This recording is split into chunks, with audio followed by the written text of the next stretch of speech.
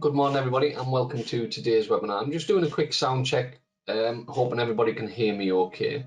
If you are having sound issues with the webinar platform, the limit of my technical advice is simply try logging off and rejoining the webinar, and that often helps cure any technical issues that you may have. Also, just to confirm, I am delivering this webinar from home. So there may be some unwanted background noise, and I apologise in advance for that. But we will make a start. It has gone 10 o'clock. So yes, I will start on the introductions. So my name's Jason Howe. I am a technical advisor at City and Guilds for construction, and since sort of February, March time this year, I have taken more of a role on our Skills for Wales and Qualifications Wales project, supporting the implementation, planning and delivery of the new construction qualifications available now in Wales. Since me, I've taken more of a lead on this now, and will lead this moving forward from a construction perspective, supported by my colleague Ian Roberts, who you're probably all more familiar with. And Ian's been instrumental in the journey so far on these qualifications, and is a critical key in the cog and a wheel in the cog of the operation as well. And Ian is also a technical advisor for construction, but unfortunately can't be with us today. We're usually joined by David Pye, who is also a technical advisor at City and Guilds, and David covers BSE, so you'll often have seen David on the road with us doing events and on previous webinars and stuff, but unfortunately David is unavailable for today's webinar as well. And last but certainly not least is our colleague Anharad Lloyd Bynan, who is our policy stakeholder and partnership manager at City and Guilds, and again an instrumental wheel in the cog, link in the chain of this development of these qualifications and the rollout of the qualifications. But again, Anharad unfortunately is unable to join us today. But that is essentially the construction and BSE team at City and Guilds who supports our centres in Wales. So today I am running solo. Thankfully we don't have many on, but what I would suggest as well, if you do have any questions, please put them in the questions tab, and I will certainly try my best to answer them at the end of the webinar. So moving forward, this is just essentially what we're going to cover today. So I've done the welcome and introductions, and what I'm going to do is I'm going to take you through essentially what we've put together as an 8-step process for the delivery, planning and delivery of these new qualifications. And we'll look at each step in detail, and hopefully it'll give you some prompts and pointers with regards to each step and what you as a provider may need to do, the work you may need to do with your employees and your apprentice learners as well. So we'll go through each step in a bit more detail. So moving on, we'll look at step 1 straight away, and these are on the website, the Skills for Wales website. That is the first protocol for all and any of these steps and on this journey. And first of all, it will be to direct you towards the qualification pages, and on there are a wealth of resources that's available to support you, and also some prospectuses as well. So if you want to utilize those in English and Welsh, they are bilingual, to promote your apprenticeships and courses to learners, then that is all available for you. Also on the website we have some adaptable delivery planners, and we're going to look at these in a little bit more detail later on, but we just wanted to showcase them to you. Now this part of the delivery planner is just a high level overview of it essentially. So you've got in your different columns, you've got the different weeks, but also you've got your terms and the topics that you may wish to cover in there. They are editable. They are in an Excel document, so you can rip them apart, you can adapt them to suit your needs. They are so diverse and adaptable, and they also complement a scheme of work as well, and can be utilized to certainly enhance a scheme of learning or scheme of work. Obviously you can print them, and we also have a blank planner again that you can adapt and use to suit your needs and wants, and again that is also on the Skills for Wales website. Following on with the trend of resources, Hodder Education, our partners, publishing partner, have produced a textbook for Wales already, which to be honest does focus on the foundation, but that textbook would certainly be of benefit to you. Obviously, if you've got apprentice learners coming in who need to do the core qualification, and we'll cover that a bit later, but also Hodder also have a suite of textbooks available, which do cover our previous qualifications, such as the diplomas, the technicals, etc. But they have also produced some mapping grids. So rather than you having to purchase yet another textbook, they have mapped the trade sections of the level 3 into their current suite of textbooks. So there's no need to purchase additional textbooks if you already have the Hodder education ones. We do have a new contact at Hodder as well.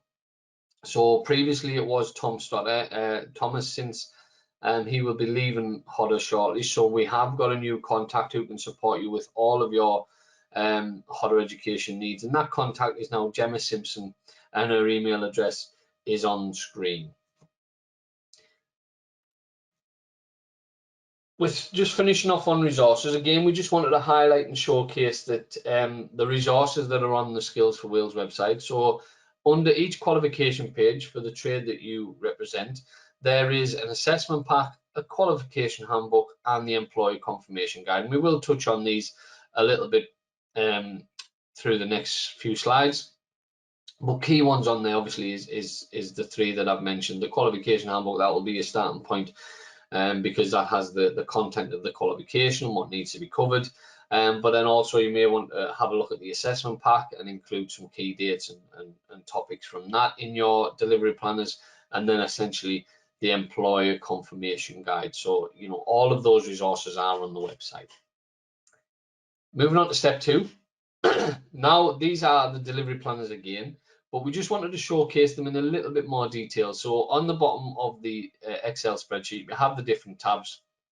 So you've got your high level overview information, and then it's broken down into these sections again, and it has some sort of key information that is useful to centres. And then essentially it goes straight into the weeks, and then you've got a range of topics that you may want to cover, some comments you want to put in there, or any quality assurance or meeting activities. So this document is really hybrid with regards to its versatility and how you can use it to support your curriculums and manage your curriculums moving forward. And I just want to show you some examples of what they could look like.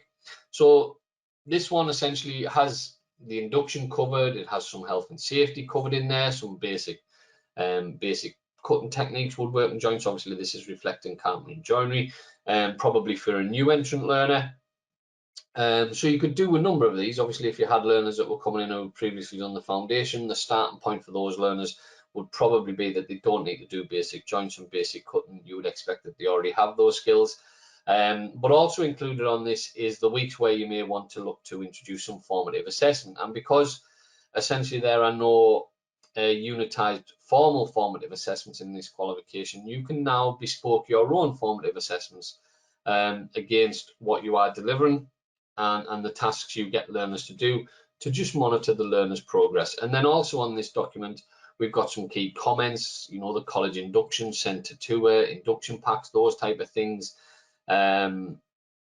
discussions that you might want to have with certain learners, and also then in the quality assurance and the meeting sections, you know, full team meetings, planning the IQA, assessor observations, those type of things. So it is quite a versatile and a holistic document that can be used to suit a range of needs.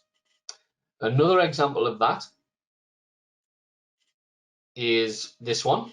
So again, slightly different. This is covering some different topics and some different unit topics, but again, you know, it can be adapted to suit whichever way you want to run it. And you know, with regards to the week numbers, those can be changed about to suit whether you have a 30-week curriculum, 35-week curriculum, 36 or even 40-week curriculum.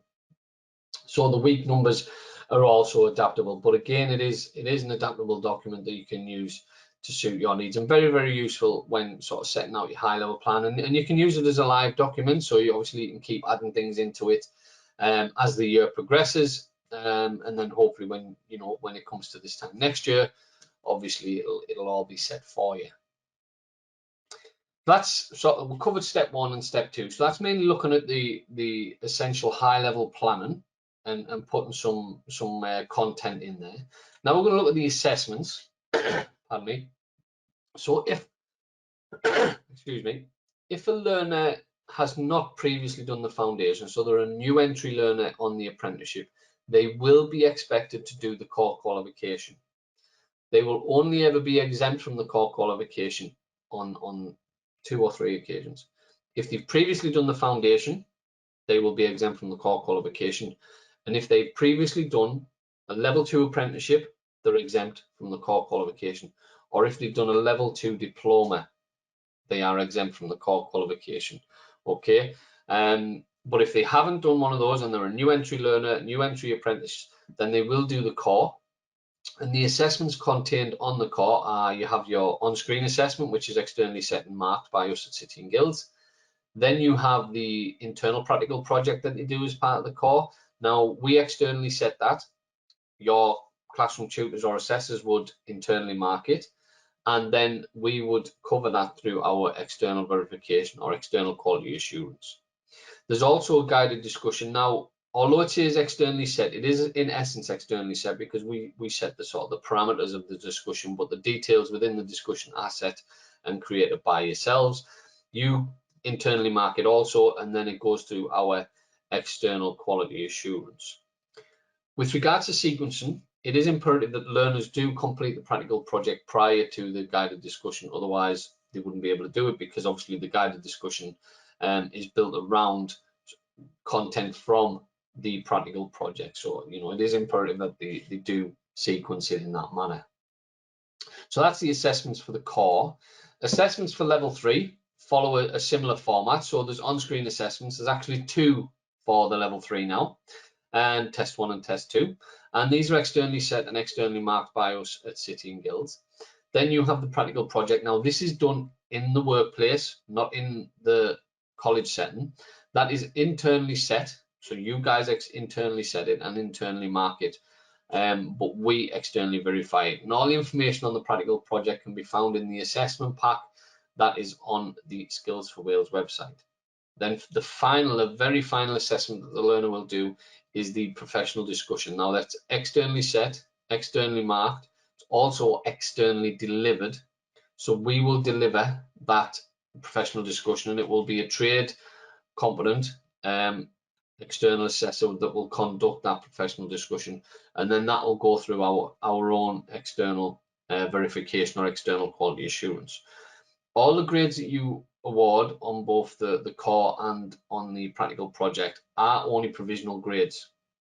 City and Guilds will issue the final grades on those assessments, and we'll cover that on the next slide.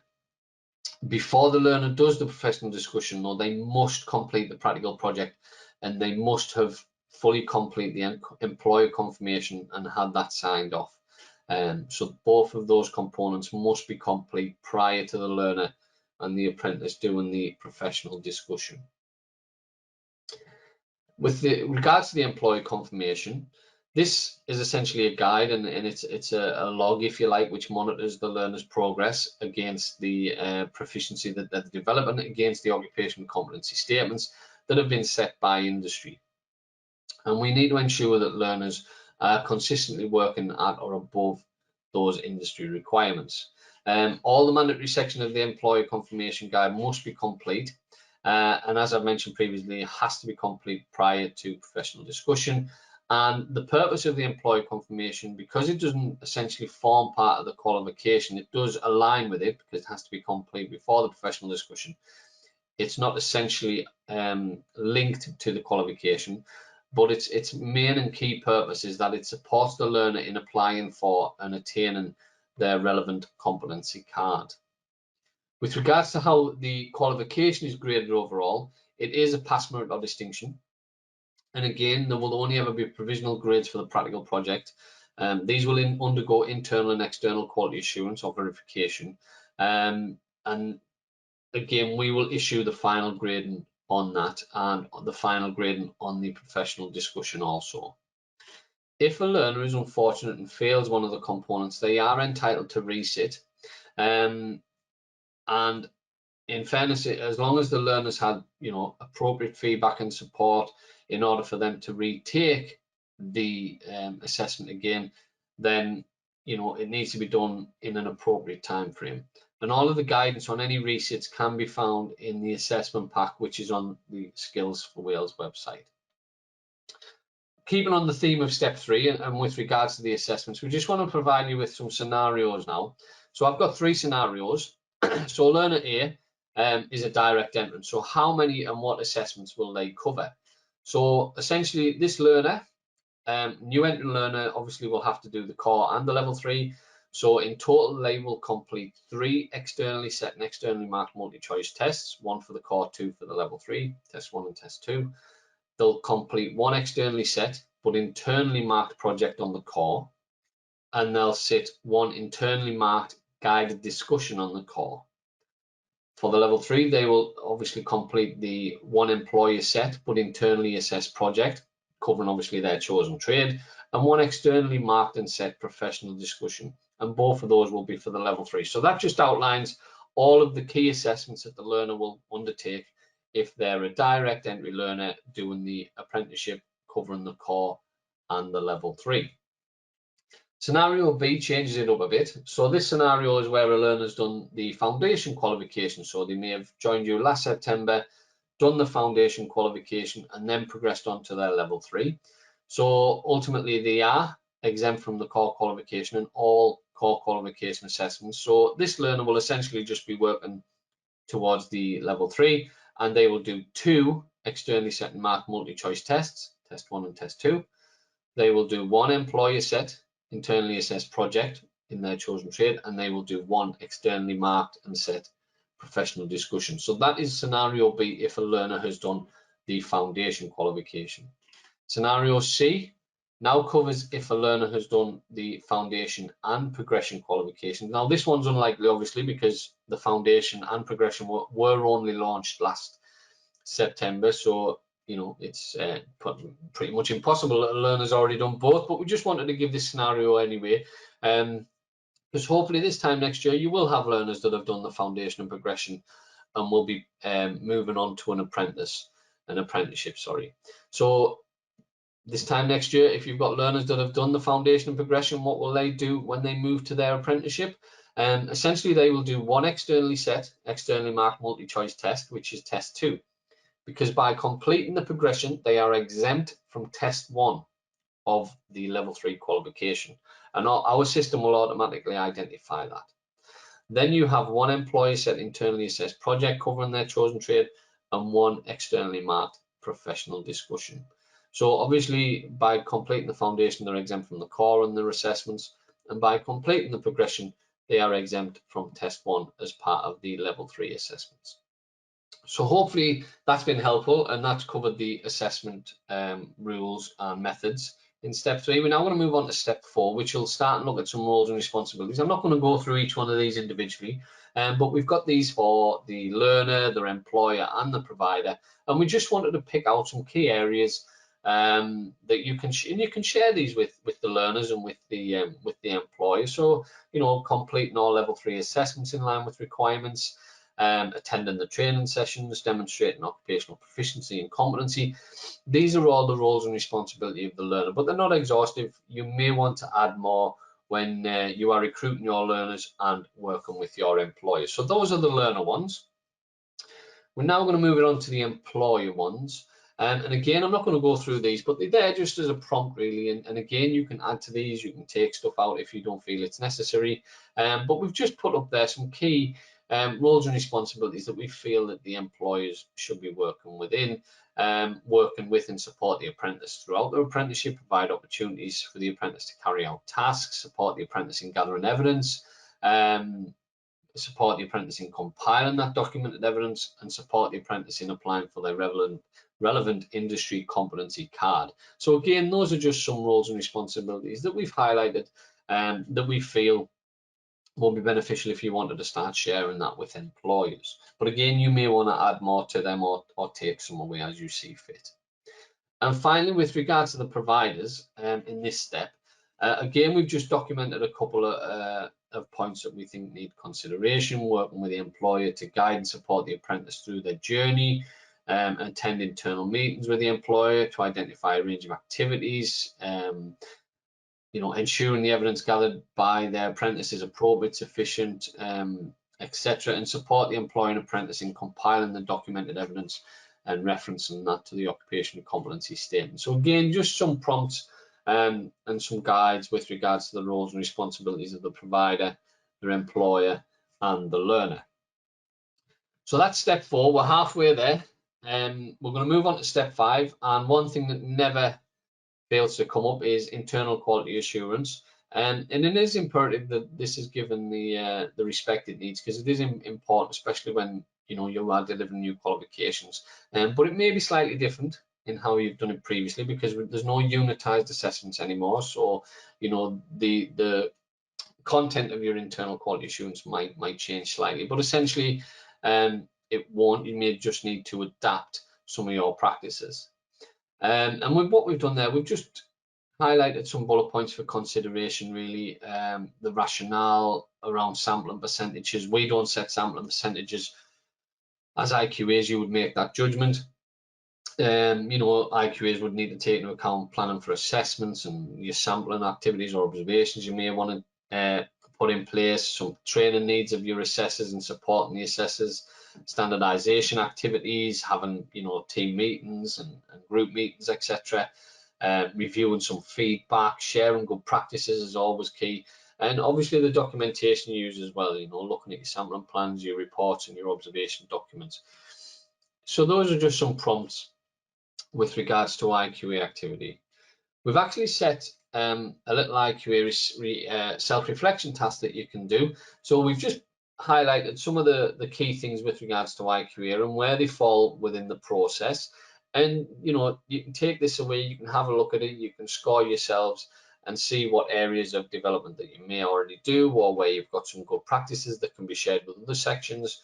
And this document is there just to provide that and hopefully support you with your IQA activities. Moving on to step 6. So obviously the employer engagement is as important as it's ever been, and the roles of the assessors are as important as they've ever been. The role may change slightly, but the need for the role and the workload of the role essentially will not change because of the new assessment methodology in this and the logging of the evidence towards the employee confirmation guide.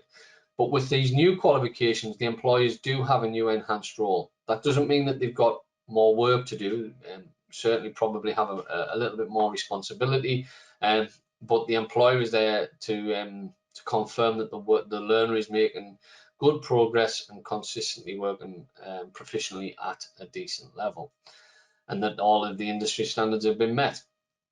Again, the handbooks, assessment packs, and everything else are on the Skills for Wales website.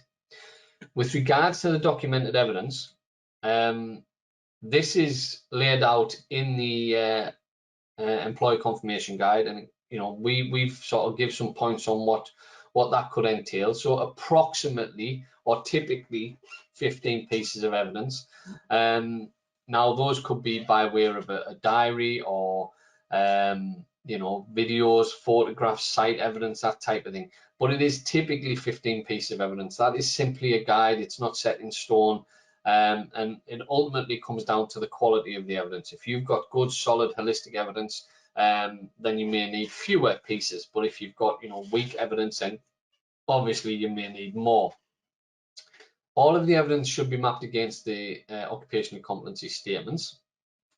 And obviously you should be using varied evidence sources, which we'll show shortly. And yeah, the employer statement confirming competence and sufficiency against the OCSs as well. So that's sort of the employee confirmation. What we've done is we've provided another 8-step guide on how you can do that and work with your employees moving forward. Again, I'm not going to go through them, but just some key points to pick out. Step 1, apprentice sourcing and employment. Step 4, periodic reviews. 5, doing observation of the practical industry project. 7, apprentice progresses to the final assessment of professional discussion. And then step 8, certification and applying for their industry competency card. So that's just an 8-step guide, and again, this is on the Skills for Wales website. We're now going to look at some examples of what the evidence could be. So what we've done is we've showcased a diary, essentially, an evidence diary, apprentice diary, and on the one on the left there, we've got a learner where they've recorded the detail of where this work took place and the date it took place, and then they've just wrote a little bit with regards to the task that they've complete. And then what they've done is they have supplied a video where the learner is able to demonstrate that they've been showcasing those skills. And that's, you know, the same for the second part. And then finally at the bottom, a different range this time. So they provided some photographs of a sort of during and after stage of some plasterboarding of walls and ceilings. So again, it is if you have got photographs, you know, that they do try and get a before, during and after, so showing the stages of the work being complete. And if they are producing videos, TikToks aren't allowed, you know, they can't show a blank wall, cover the camera, then alakazam, it's already plastered. That certainly wouldn't constitute good holistic assessment evidence. But a timestamp video would, and that is what is showcased on the next one. So again, we have a range of photographs with regards to the first task the learner's done. And then on the second one, they've got a link to this. So sometimes the companies may upload these videos onto their website, or the learner might create a portal where they're going to store these videos, or they could just be on a server. And what they've done is they've provided a link to the video, and what they've done is they've timestamped this. Now, this doesn't have to be by the second, it can just be sort of within minutes, and this allows for a more efficient assessment and quality assurance practice as well. So the learner has timestamped it.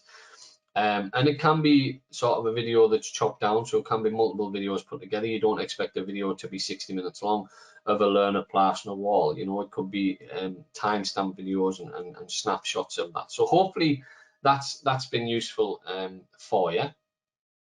Step 7, we're going to move on to what's coming next. So from September, obviously we've been delivering these webinars in sort of May and June this year.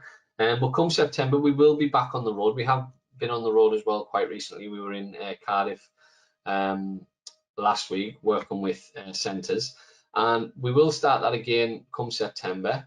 But you know, this is on the website. This is our event and support planner for next year, and it's got such a range of support in there, like keeping in touch webinars, which will probably be done via Teams, and they'll be hosted by ourselves, the technical advisors. September, October, November, we will be back on the road, and we will be doing centre surgeries. So this is where we will visit your campus, probably spend an hour and a half there, and be available for anyone to come and ask questions. And there'll be 2 or 3 of us there for these events as well. So, you know, we can deal with multiple people coming at once. December and January there will be more virtual kit sessions, but also we will be launching the level 3 support videos, which will take that 8-step guide and break it down for you, so you don't have to essentially listen to it. They'll only be a couple of minutes long. February, we will then start a webinar series, which will cover the generic parts of the level 3. So if you saw us in February and March doing the CPD sessions, we covered quite a lot of generic content at the early stages. We're going to adapt that slightly. So we're going to deliver some webinars on the generic content. And when it comes to the CPD sessions, we can really get into the detail of those. And rather than do a full day, we can do half-day sessions with centres and maybe do two per day. So, you know, keep an eye out for those. Then in May, we'll go back to virtual again. So we will have the virtual kit sessions. The videos will be sort of shared again. And then in June, we will be available for sort of one-to-one centre support sessions. Again, it'll be a bit of a road show really, where we'll sort of tour the centres and spend an hour and a half in each one. But we are always available virtually if you want a Teams meeting with your centre, with colleagues. You know, we are more than happy to set that up. I am based in the northeast of England, so you know, paying a visit to South Wales often is a 3-day journey, 1 day there, a day of events, and a day coming home. But virtually, you know, I can be available to support centres. So please don't hesitate to get in touch. Yes, please, you know, catch me when I'm on the road and come and see me face to face. But you know, you don't have to wait for the next visit. Please get in touch with us via email, and we can set up a session for you. So that's what we've got coming next year. Some additional CPD you may want to start thinking about. Are your assessors and IQAs qualified? Is this an opportunity to obviously upskill those and get them through their relevant assessor and IQA qualifications? Are there any trade-specific qualifications that the staff may want to undertake? or any industrial updating they may want to do. And certainly, looking at heritage, if you're going to be offering the heritage units to your learners, if you've got employees that request them, there's also some opportunities for some heritage CPD as well. And, you'll be able to source them through the relevant websites. So the final step now to look at is step 8. And this is essentially where the learner for construction would then apply for their competency card. So, they've done their apprenticeship, they've completed, if required, the core qualification, and they've also done all of the assessments that's required for the level 3 qualification and the employer confirmation guide. Then they can sit their CITB health and safety and environment test for CSCS and CPCS. And then hopefully once they've successfully completed all that, they can then apply for their relevant competency card. And the table there just showcases which cards there are that cover the apprenticeships, their levels, the colour of the card, and who issues that. So predominantly it is CSCS, apart from plant operations, which is covered by CPS. So that essentially is everything. That is the 8-step guide. I hope you found it useful. I'm going to pause now just for a second or two to allow people to type in any questions. But whilst people are doing that, I have got a few questions that has come up previously, and we just wanted to cover them whilst we have you on the webinar. But please feel free to type in any questions and I'll try and cover them towards the end. So these are the common questions that have come up recently. So question 1, does the employer have to be a qualified assessor? No, your staff, obviously on-site assessor, would need to be qualified if they're obviously assessing the project. But no, the employer doesn't. They are not making any judgments, or they're not making any assessment decisions. All they're doing is confirming that the learner is proficient and working at that standard. They are not making assessment decisions. Do we have to check the employer is qualified? It's never happened before, so why would you start doing that now? There is no requirement to check that the employer is qualified. Obviously, through your own centre validation processes with regards to the employees you work with and the types of work they undertake, you would naturally do that anyway, but there is no requirement to check that the employer is qualified. We've never done it before, and there's no need to moving forward. As centres, as providers, you would essentially do your own due diligence on that process. Is there an NVQ? No, there isn't. There is no NVQ within the new suite of construction qualifications. However, the NVQs have not gone away. So if you have employers who have adult learners that wish to go down this route, then that's absolutely fine. And the NVQs are there for those learners, but they do not form any part of the apprenticeship, and they are not contained within the new suite of construction qualifications. How much evidence is needed? So we've covered this in this webinar, but also we just want to reiterate that it is on page 4 of the employer confirmation guide, and that does clearly outline what is required with regards to the evidence. So please, please do pay a visit and have a look at the employer confirmation guide.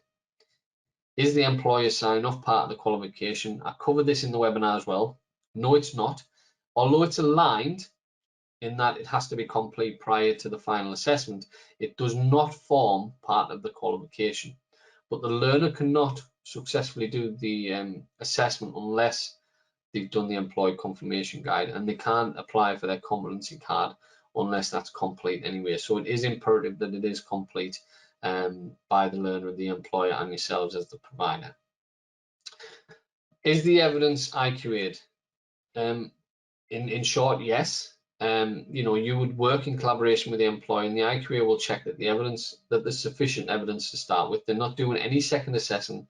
They're just ensuring that there's sufficient evidence there and that the assessment process has been followed, and that the learner can then proceed to their final assessment, which is the professional discussion.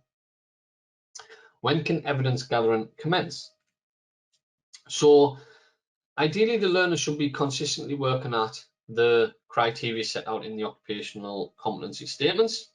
But what we would say is, please don't miss an opportunity to gather that evidence, because the range of tasks is so diverse that the learner will do. Obviously, you don't want to miss an opportunity. So for example, if a learner is installing a set of stairs, maybe for the second time or third time, don't miss that opportunity of obtaining that evidence, and make sure that the learners understand that, because they may not know when that opportunity may come around again.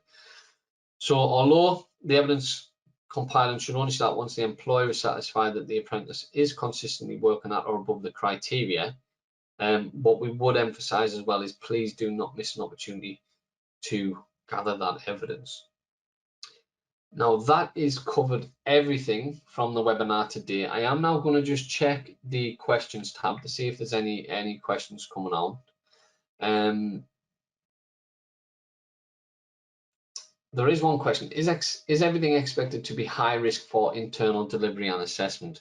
I'm not 100% sure what you mean on this. Do you mean with regards to quality assurance purposes? Again, you would make that judgment and justification, because yes, this is a new qualification, so that does increase the risk, certainly.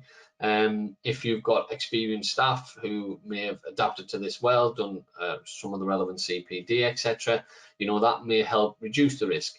With regards to quality assurance, you might start off with it at high risk and then reduce that accordingly as you progress through your quality assurance activity. You know, if there's no issues or trends appearing, then you may want to reduce that risk. But certainly, I think from an EQA's perspective, the fact that you've considered and you've applied a risk-based approach with regards to the sampling percentages, the support that the assessors will need, the amount of meetings that you have, the amount of standardization activities you have, I think it will be fair to say that it is a brand new qualification that you maybe want to consider it high risk to begin with, and then review that consistently as you move along your first academic year and first delivery of this qualification.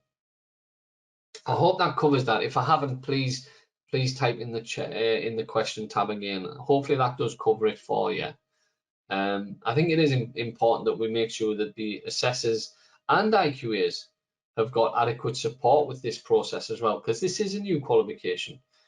We can't play lip service to the IQA process. You know, it does need the respect it deserves, and time needs to be provided for that to take place, and for it to do justice to this process. Because through that, obviously, you'll hopefully see much better performance from assessors, and certainly assessors getting that support that they may need and seek. There aren't any other questions that's been posed in the tab. Please feel free to type some more in.